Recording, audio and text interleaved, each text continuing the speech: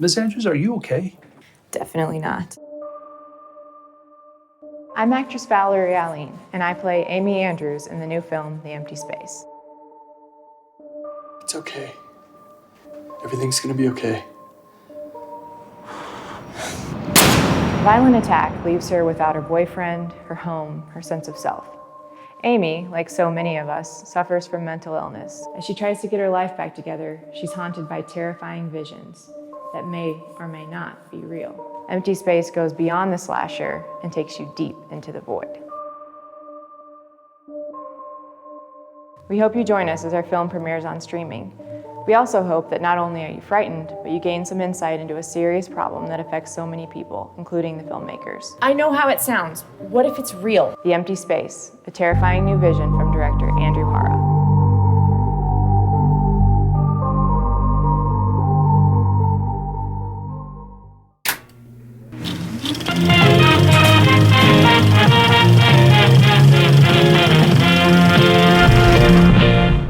What's up, guys? Welcome to the Bomb Squad. If you are like me, then you're drinking your life away. Welcome back to Andrew's day job is slowly killing him.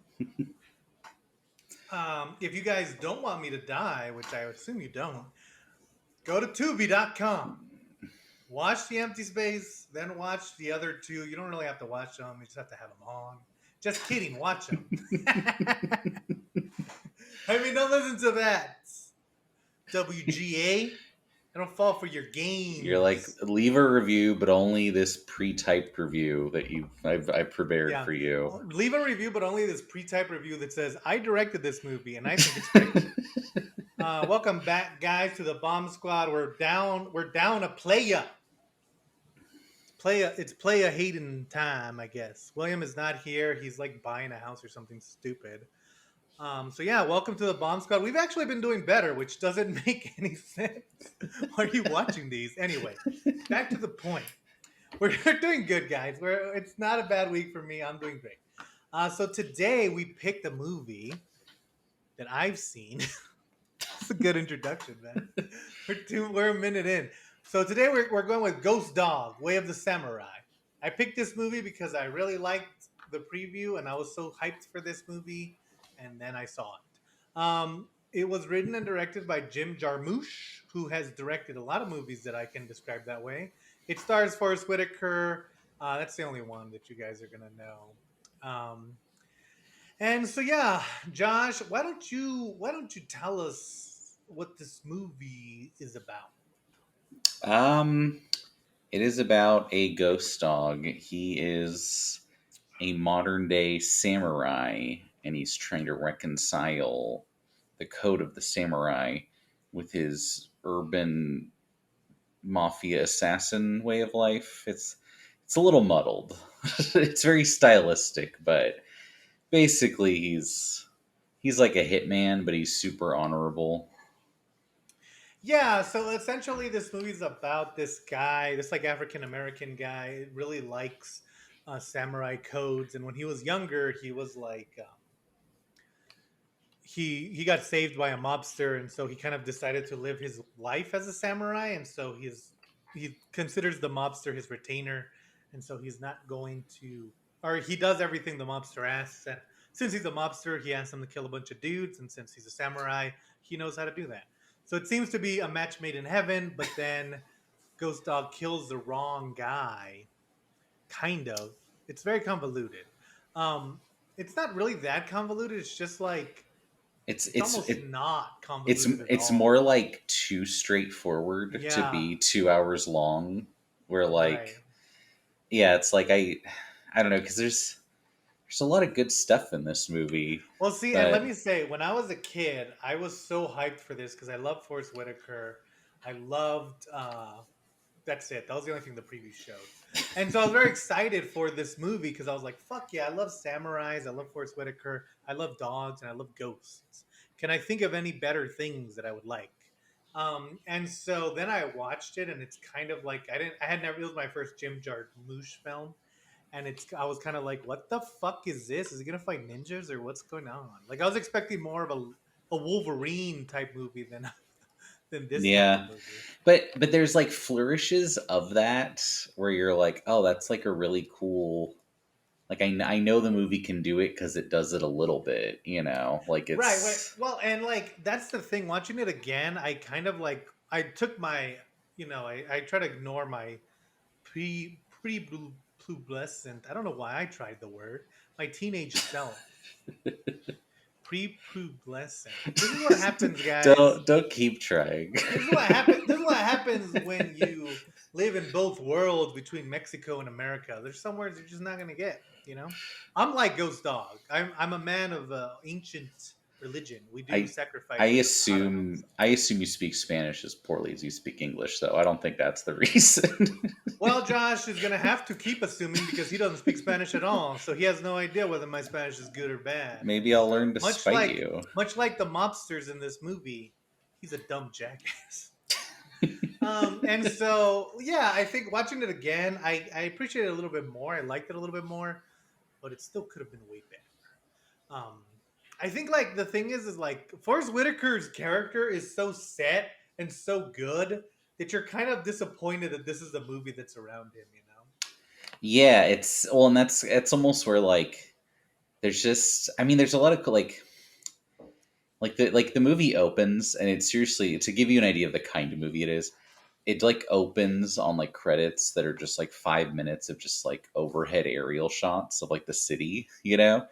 And it's like, okay, like this is like kind of a vibes movie, but then it really isn't. It's just where like there's a lot of dialogue kind of re-emphasizing things we already Yeah, and it's a know, pretty and complicated. Like it's not like complicated on the plot. Like there's just a lot going on that you can't really like zone out and take the vibes because every 5 minutes there's like a new twist or turn.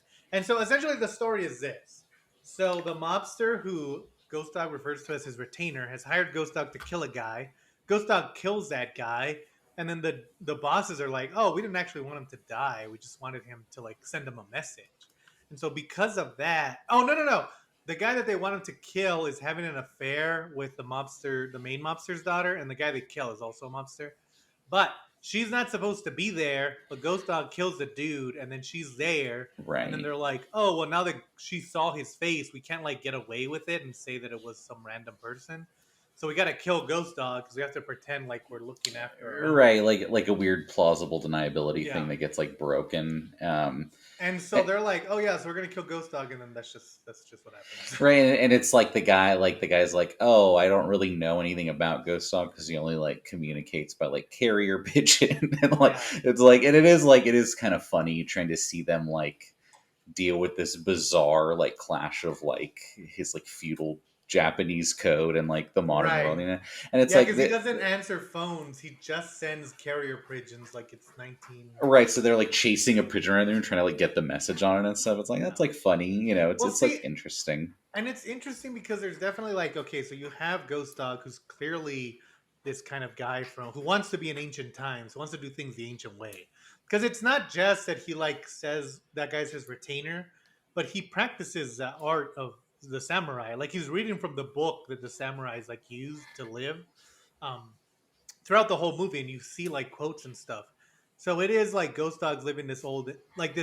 He's like harking back to this old ancient culture, and the mobsters are doing the same thing, except they're like they're both kind of out of place, but the mobsters like are unaware that they're out of place, and Ghost Dog is aware that he is. And so, like, you think that there's going to be more to that, but there really isn't. Like, it's just kind of like presented as like, Yeah. the mobsters It's are an old way of life, but by the end, they don't really like show you what the new way would be. It's just kind of like, oh, it's just going to keep going. yeah, it's very matter of fact kind of, and that's almost why it's like difficult to reconcile. Like, okay, there's like a good example of like something you think will like there'll be more to it, is that whenever Ghost Dog kills the guy at the beginning and the girl's there, she's reading Rashomon, which, as you may or may not know, famously Rashomon's about like 5 different people see the same event and then That's it's not what I interp- think it's about. right. But she's like, "Oh, hey, you want to read this book? I That's like a it." Rashomon joke, guys. Again, I understand. It's like, "You want to read this book?" And Ghost Dog just like takes it. It's like, "Yeah, I'll read this book." And then you find out later that his idea of how like the guy like Louis, the mobster who's like his retainer who saved him, in his mind the guy did it to save him, but in the mobster's retelling he did it in self-defense because like there were guns involved and stuff like that. So it's like, okay, they're kind of doing something with this. It's going to be like from different points of view, but not really. Like that's the one instance, and they really like point it out. They're like, hey, this book is kind of like your life, huh, Ghost Dog? And it's, I don't know. Like I said, it has these interesting ideas. It either doesn't go far enough with, or just kind of like points out to you, like, hey, isn't this weird? All right, bye. Right, right. Well, and that's It's the thing. Like, if you're going to if you're gonna like talk like, because Sopranos does the same thing. I kept constantly comparing it to the Sopranos, where it's kind of like, Tony's clearly on the way out.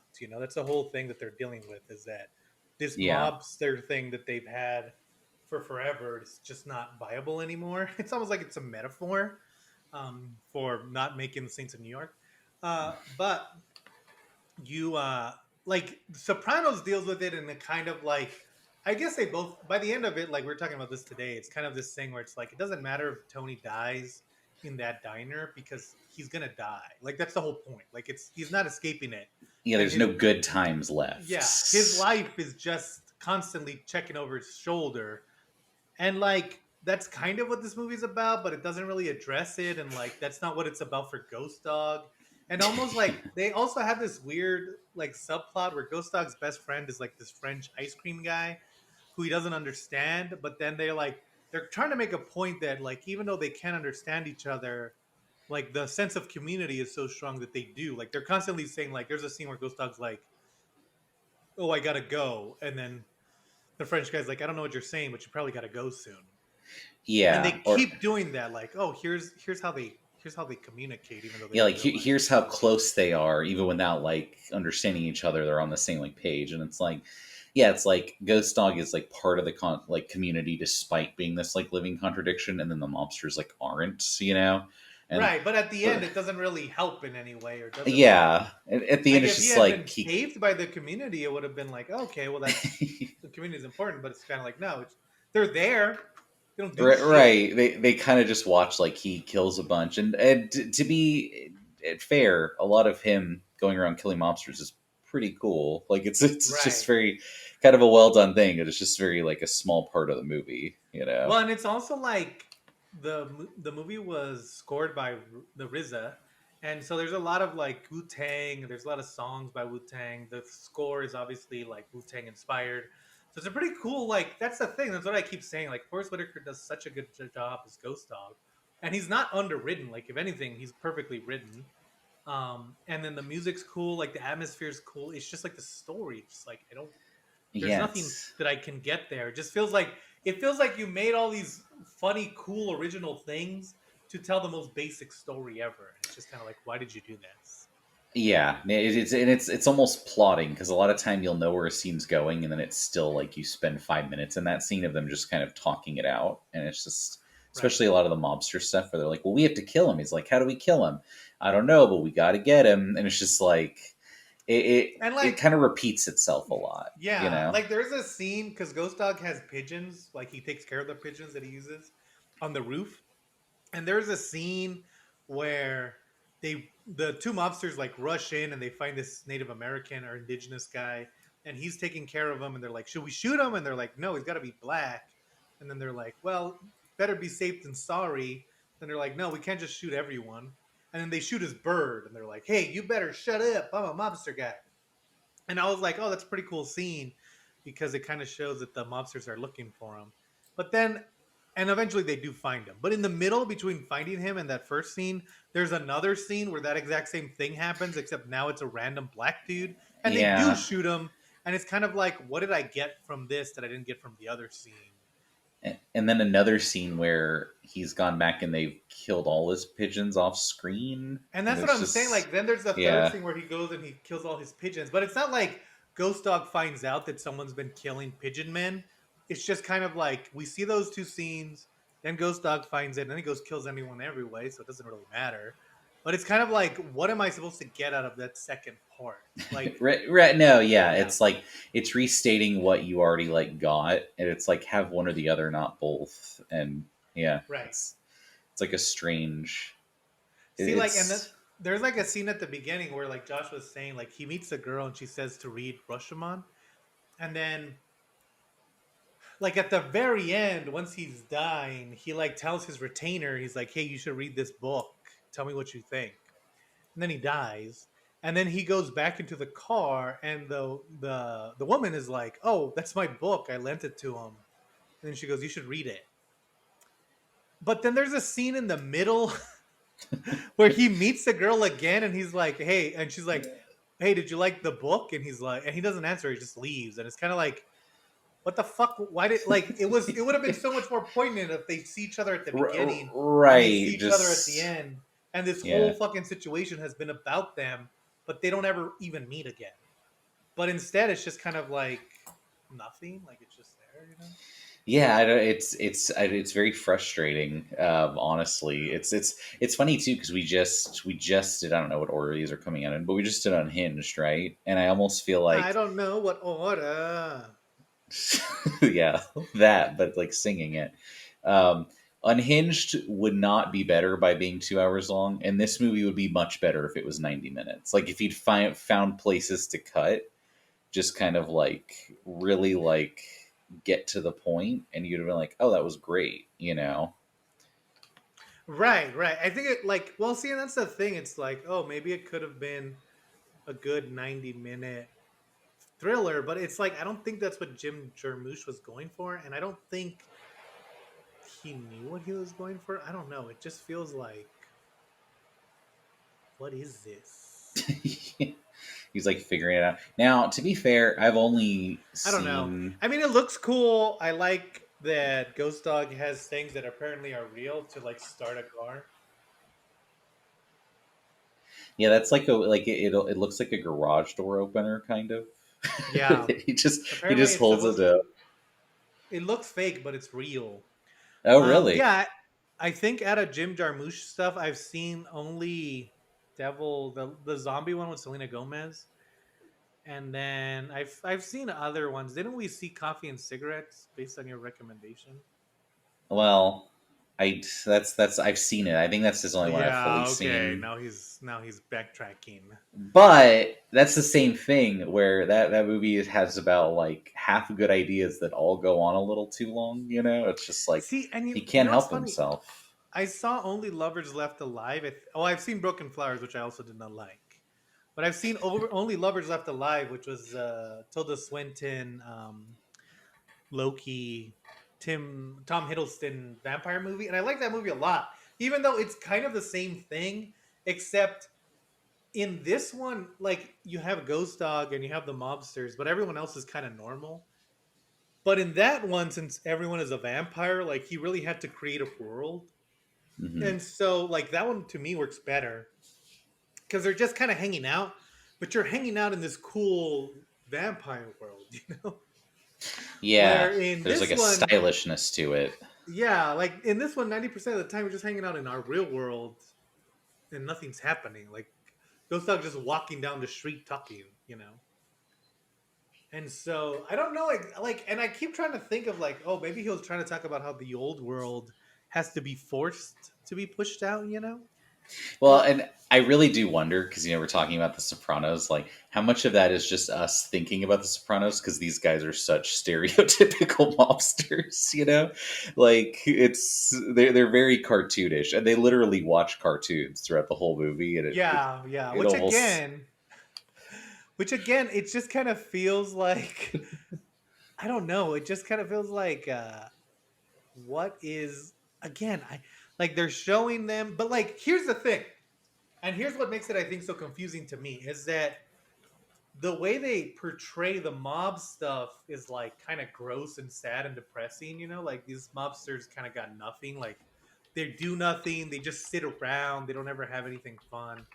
Um, but then, and so like that's why you kind of think of it's like, oh, this movie's about let the past die. It's time for the new blood. You know, but the way it portrays Ghost Dog is like super positive, and so like, are you Yeah, against like the past or not, motherfucker? Like, which way are you leaning?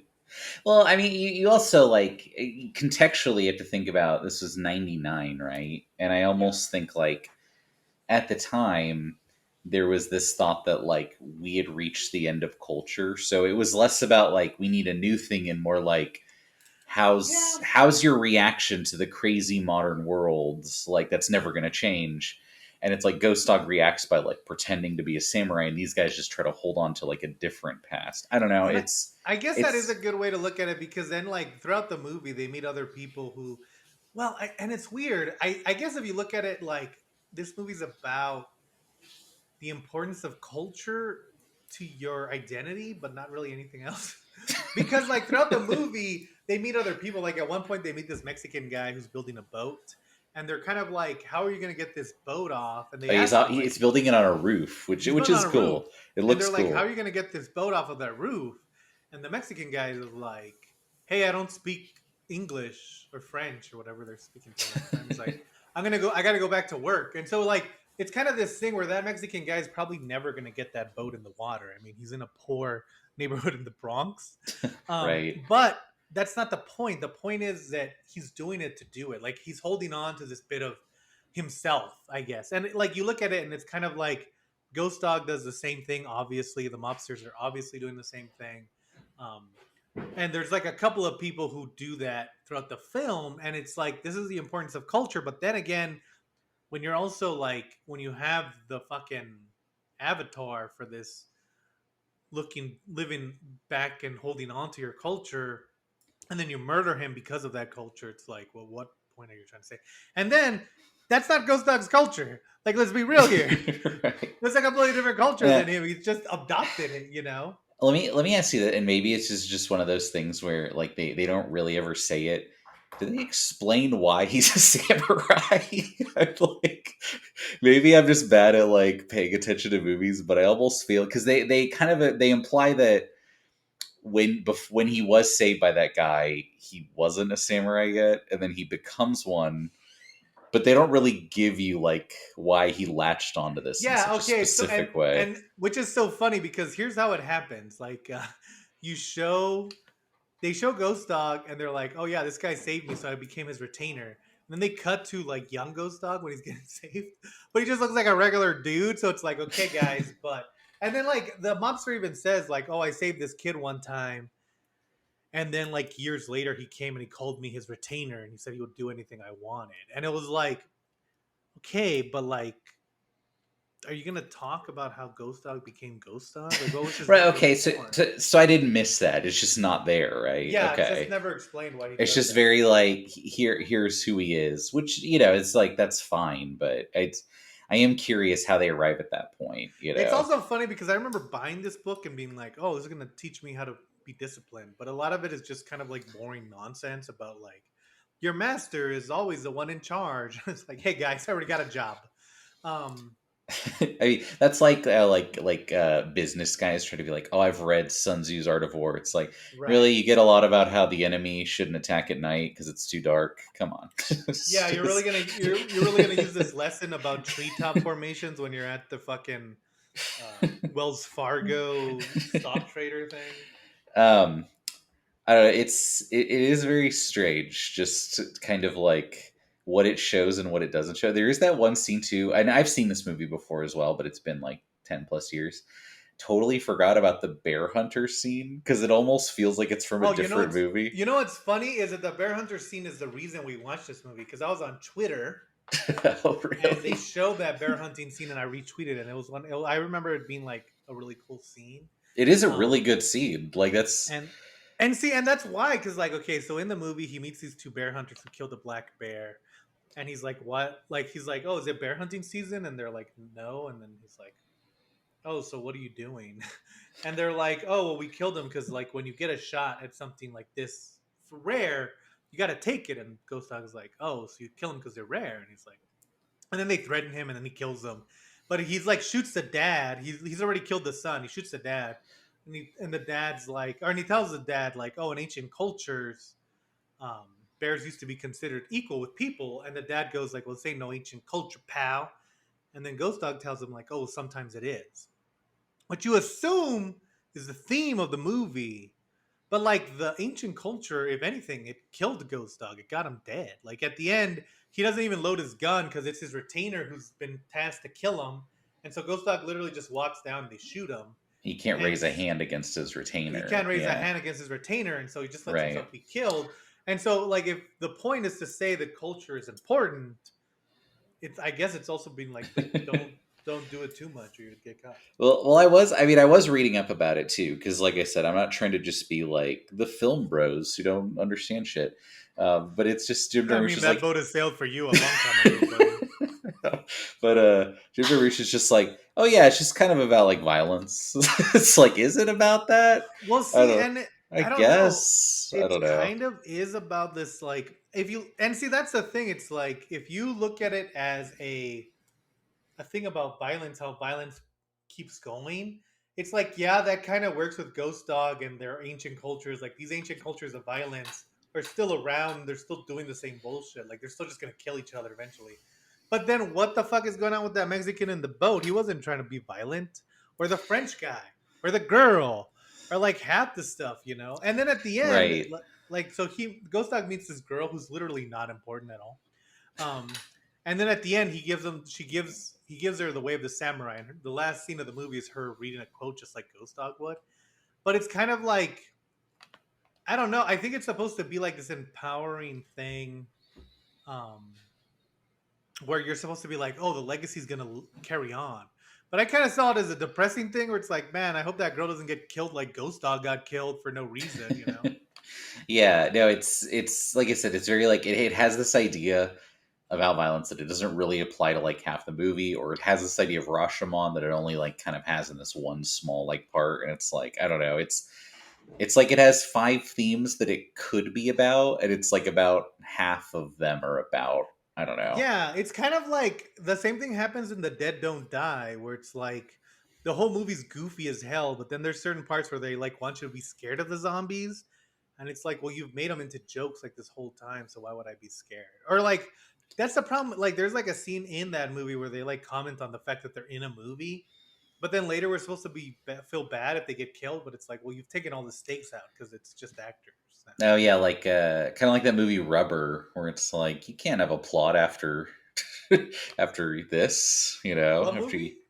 Rubber, about the psychic tire, but they're like reading the Right, scripts the Rubber's whole cool. time. It's like, I can't take this Yeah. seriously, but it like commits to not taking it seriously, you know? Right. One, it goes all the way, where this one just kind of like gets stuck.